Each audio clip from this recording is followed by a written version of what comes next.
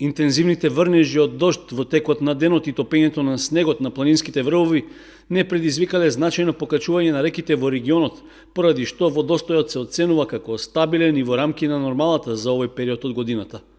Во текот на претпладнето, регионалниот штаб за управување со кризи одржал редовен состанок на кој присуствувале представници од Центарот за управување со кризи, од Дирекцијата за заштита и спасување, од Одделението за одбрана, полициската станица, водостопанската подружница, потоа представници од општините Кочани, Зрновци, Чешиново, Блешево, како и од Здравствениот дом и од Црвен крст.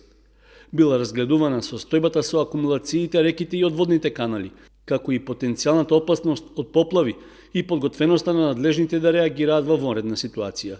Заклучено е дека состојбата е во рамки на нормалата и нема опасности од поголеми инциденти. Исто така се разговарало и за зимското одржување на сообраќајниците, при што представниците од Македонија пат информирале дека се набавени потребните количини сол и песок за посипување на коловозите на магистралниот и на регионалните патни правци. Врнежите во текот на ноќта ќе се пренесат утре кон истокот.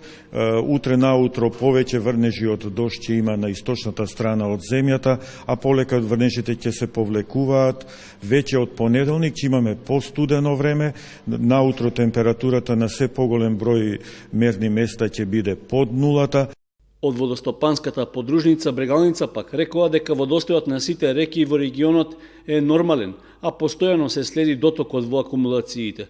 Во текот на денот, просечно во браната Калиманци се влевале по околу 3,3 метри кубни вода во секунда, што се смета за многу мала количина, односно на ниво како што е во најсушните периоди.